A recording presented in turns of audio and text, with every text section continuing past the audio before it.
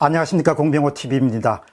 왜 그들은 입으로는 서열없는 교육을 열심히 외치지만 정작 자신의 아들과 딸을 대해서는 서열이 분명한, 차별화가 분명한 그런 교육을 시키기를 원할까?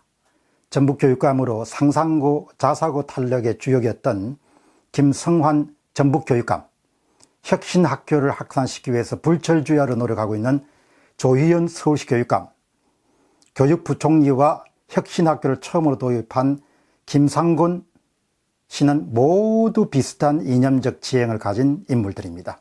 평등교육, 서열 없는 교육, 경쟁 없는 교육. 그러나 그들의 자식에 관해서는 모두가 외고나 자소고나 해외 유학을 가능하다면 시도했던 인물들입니다. 왜 그들은 그렇게 위선적일까? 왜 그들은 그렇게 이중적일까? 왜 그들은 말과 행동이 일치하지 않을까? 한번 제가 생각을 해봤습니다. 세 가지 원인이 머릿속에 떠올랐는데 여러분들도 한번 들어보시고 참조하시기 바랍니다. 누군가 대화를 나눌 때, 다른 사람을 볼 때 아마 도움이 될 겁니다. 첫째, 그들은 옳고 그름에 대한 흐릿한 기준을 갖고 있기 때문이다. 옳은 것과 틀린 것을 뚜렷이 구분하는 것이 인간다움의 특징입니다. 예를 들어서 자신에게나 타인에게 정직하라. 타협이 없는 것이죠. 타인의 것에 손대지 말라.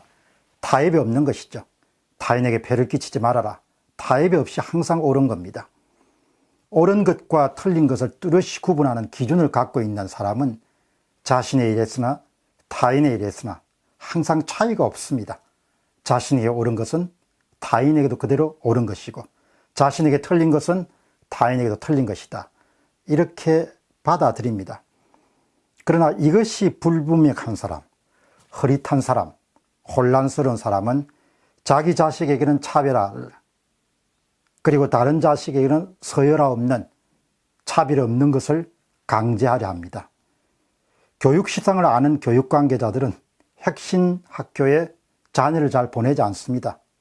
그러나 다른 사람에게는 혁신학교가 가도록 권고하거나 심하게는 강제하죠. 제도나 정책을 가지고.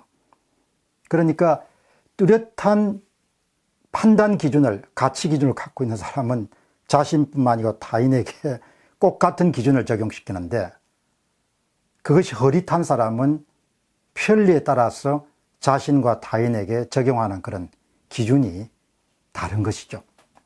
아마도 이렇게 가치 기준이 불명확하기 때문에 이중적인, 위선적인 행동이 나올 것이다.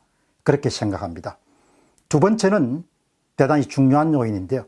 우리와 그들을 무리지음이 강하기 때문이다.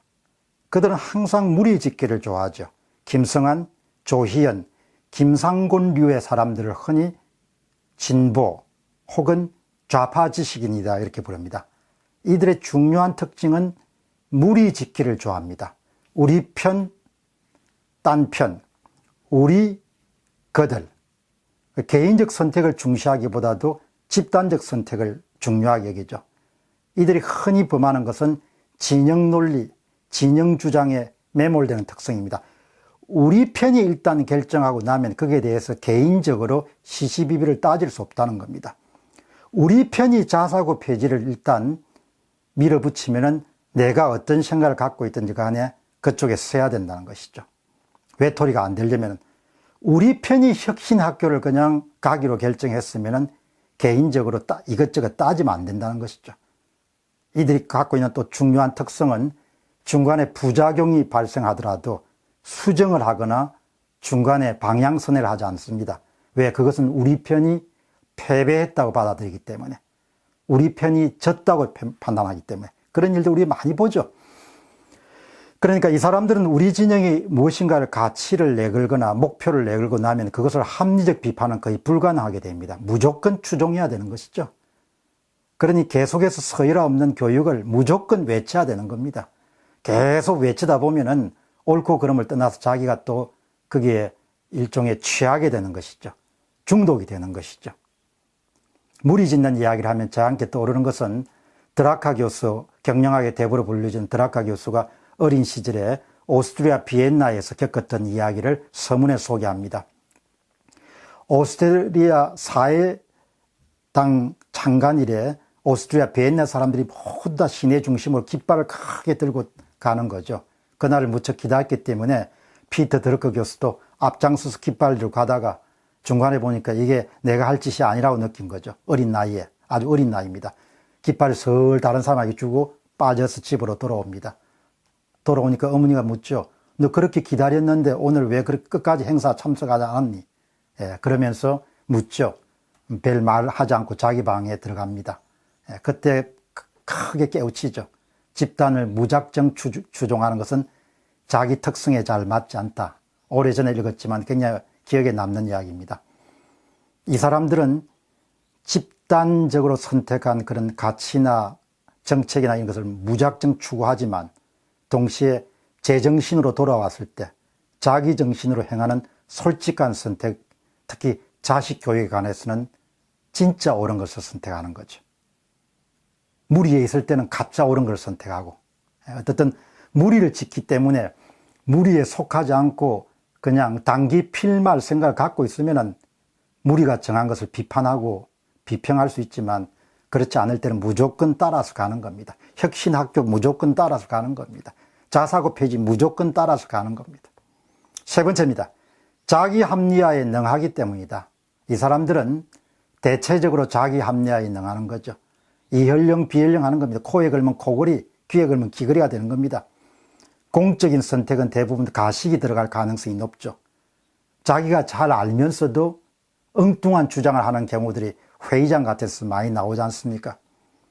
특히 사회주의 체제에서는 비판을 할 때 다 알면서도 계속 자기 자신을 그냥 분리해서 상대방을 공략하고 그렇게 해야 자기가 살 수가 있죠. 사람들은 흔하게 자신이 다 알면서도 완전히 딴판에 다른 인간이 되어서 떠드는 일들이 자주 일어나곤 합니다. 공적인 선택이나 사적인 선택을 분리해서 서열화 없는 교육은 나라에 좋은 것이고 차별화 있는 교육은 내 자식에게 내 자식처럼 우수한 아이들에게 필요한 일이다. 이렇게 완전히 분리해 가지고 합리화를 시킬 수 있죠. 자기 합리화에 능하기 때문에. 그러니까 어떤 경우든 자기 자식이 자사고를 보낼 때는 거기에 맞는 그런 기준으로 합리화를 시키고 그 다음에 공적으로 혁신학교로 가야 된다, 뭐 자사고를 폐지해야 된다 이렇게 할 때는 또 거기에 맞는 자기 합리화를 해야 또 양심이 가책이 느끼지 않고 살아갈 수 있기 때문입니다.